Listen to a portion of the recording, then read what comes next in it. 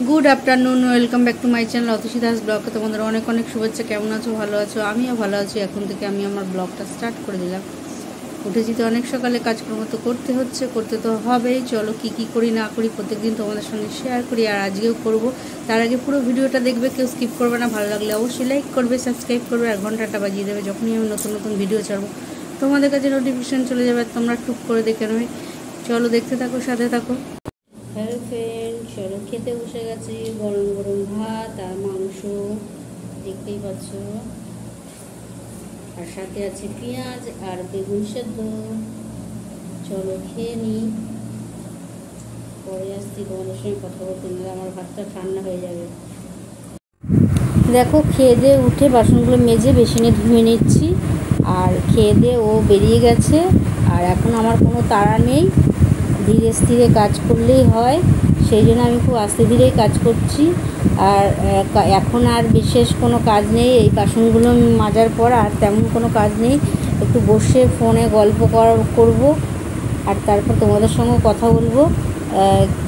জানি না আজকে তোমাদের সঙ্গে তেমনভাবে কথা বলতে পারবো কি না, কারণ একটু বেরোনোর কথা আছে। যদি বেরোই তাহলে আর বলতে পারবো। হ্যালো গাইস, দেখো খেতে বসে গেছি, আর এখানে আছে মাংস আর ভাত আর ডিম আছে। ও বিশেষ মাংসটা পছন্দ করে না, সেই জন্য ও মাংস নেয়নি বললেই চলে, এক পিস নিয়েছে। আর ডিম দিয়ে খাচ্ছে, আর ঝোল দিয়ে খাচ্ছে, মাংসের ঝোল দিয়ে।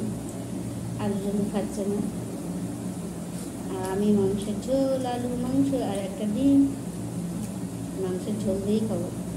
চলো খেয়ে নিই, পরে কথা বলছি। ভাতটা ঠান্ডা হয়ে যাবে নাহলে। এইমাত্র খাওয়া দাওয়া হয়ে গেল, আর খেয়ে দিয়ে উঠে ও দাঁত ব্রাশ করতে লেগে গেছে, আর আমি বাসনগুলো মেজে বেসিনে ধুয়ে নিচ্ছি। তারপরে অনেক কাজ বাকি থাকে, সেগুলো তো জানো, প্রত্যেক দিন বলি, সেই কাজগুলো আমাকে করতে হবে। আর সন্ধেবেলা বলেছিলাম বেরোবো, সেই জন্য বেরিয়েছিলাম বলে তোমাদের সঙ্গে তেমনভাবে কোনো কথা হয়নি, কেননা সামনে পুজো চলে আসছে, আর পুজোর ঠাকুরের যে ধুতি ফুতি যে শাড়ি টাড়ি কিনতে হবে, সেই জন্য একটু দেখতে গেছিলাম। আর সেলের বাজারটাও ঘুরতে গেছিলাম, কী পাওয়া যায় না পাওয়া যায় তেমনভাবে কিছু পছন্দ হলো না। সন্ধ্যাবেলা টিফিনও বাইরে খাইনি, বাড়িতে এসে কুরকুরে এগুলো খেয়েছি। হ্যালো গাইস, খাওয়া দাওয়া অনেকক্ষণ আগেই হয়ে গেছে, আর কি খেলাম সেটা তোমাদের তো দেখালাম। আজকে রাত্রিরে ডিনারে ছিল মাংস আর ভাত, আর ছিল ডিমের কারি। তো ও বিশেষ একটা মাংস পছন্দ করে না, পছন্দ ওই এক পিস দু পিস এরকম খায়, বিশেষ পছন্দ করে না। তাই জন্য ও বললো না আমি ডিম খাবো, ওই জন্য ডিম খেলো। আর ও নিজে খাবে, আমাকেও খাওয়াবে। ও নিজে খেলে আমাকেও পাতে তুলে দিল ডিমটা। এই মাংস দিয়েই ভাত খেয়েছি, সেটা তোমরা দেখলে। খেয়ে দিয়ে বাসন টাসন মেজে বেসিনে ধুয়ে নিলাম, নিয়ে বেসিন টেসিন পরিষ্কার করে একটু জায়গা মুছে, গ্যাস ট্যাস মুছে এবার তোমাদের সঙ্গে কথা বলতে এলাম। আর ও খেয়ে দিয়ে দাঁত ব্রাশ করতে লেগে গেছে, আজ আর মোবাইল নিয়ে বসেনি, দাঁত ব্রাশ করতে লেগে গেছে। আর আমার তো এখনও ব্রাশ ট্রাশ কিছু হয়নি, বিছানা করতে হবে,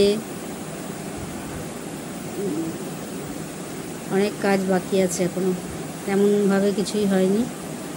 আর সকালে তো রান্না কি করেছিলাম সেটা তো তোমাদের দেখালাম। সকালে বিশেষ কিছু রান্না করিনি, ও বললো কিছু করতে হবে না, মাংস ভাত করো, আর বেগুন সেদ্ধ দিয়েছিলাম, তাই করলাম। আর দেরি করে নিয়ে আসে, জানোই তো, কেননা ওরও দোষ না, মাঠ থেকে আসে দেরি হয়ে যায়। তারপরে সব গুছিয়ে টুচিয়ে মাঠ থেকে আসতে হয়। বাচ্চাদের ছেড়ে দিলে কি হবে, বল টল এগুলো তো সব গোছাতে হয়, গুছিয়ে টুচিয়ে তারপর আসে। এসেই আবার বেরিয়ে যায়, সেই জন্য দেরি হয় ওর বাজার টাজার করতে, জল টল আনতে। আর তোমরা হয়তো বলতে পারো যে বাজার রোজই করতে হয়, বাজার করে না তো কী হচ্ছে, তুমি কি ভাত টাত এগুলো ডাল এগুলো করতে পারো না, এগুলো কি তোমার ঘরে নেই? হ্যাঁ নিশ্চয়ই আছে, চাল ডাল আলু মোটামুটি প্রত্যেকের ঘরেই কম বেশি থাকে। রোজানা রোজ খাওয়া যাবে তাদেরও থাকে, আমারও থাকে, কিন্তু আমার হলো মেন সমস্যাটা কোথায় জানো? আমার হলো মেন সমস্যাটা হলো জলের। জল এখানে তো ভাঁড়িতে জল দিয়ে যায়, মানে কিনে জল খেতে হয়, আর ওই ভাঁড়িতে জল দিয়ে যায়। ওরও পছন্দ না, আমারও বিশেষ পছন্দ না, কারণ ওই এখন গরম বুঝতেই পারছো, ঘামছে আমার পরে, ওই ভেবে আর জল খাওয়া হয় না। এবার তোমরা হয়তো বলতে পারো তাহলে ডিব্বার জল কিনে খাও, ওই যেগুলো 20-20টা 30টা জার, ওই জল কিনে খাও। তা ওই জল কিনে ও খাবে না, ওর ওই জল মানে খেতে পারে না, ওই জল ছাড়া কলের জল এসব জল খেতে পারে না। হ্যাঁ, বোতলের ওই জলগুলো খায়, কিন্তু ওই ডিব্বার জলগুলো খেতে চায় না, কেমন একটা নাকি গন্ধ লাগে, খেতে চায় না। তাই ও পারে না বলে ওকেই নিয়ে আসতে হয় অনেকটা দূর থেকে। এখান থেকে একটা কল আছে, টিউবওয়েল, অনেক পাইপের, সেই জলটা ভালো হয়, ওই জলটা নিয়ে আসে ওখান থেকে, আর ওই জলটা দিয়ে রান্না করি। আর স্নান টান এইসব পাম্পের জলে করি, কিন্তু রান্না, খাওয়া, দাঁত ব্রাশ করা সব ওই জল দিই, মুখে ওই জল দিই। ট্যাঙ্কির জল মুখে টুকে দিই না, কারণ ওখানে ট্যাঙ্কির মধ্যে নামে পাটা দেয়, পরিষ্কার টরিষ্কার করে, চেলা ফেলা সবসময় থাকে, দেখে চোখে দেখে তারপরে মুখ খাওয়া যায় না। আর যদি বলো ওই জল তোমরা পিউরিফাই করে নাও না কেন, বা ফিল্টার নেই, ফিল্টার করে খাও না কেন, তা আমি বলি আমাদের কোনোটাই নেই, ফিল্টারও নেই, ওইগুলো কিছু নেই, সেই জন্য ওইগুলো খাওয়ার তো কোনো প্রশ্ন ওঠে না। ওই জলটার জন্যই আমার সমস্যা, না হলে আমি তো ভাত, ডাল ভাত এগুলো তো করে নিতেই পারি।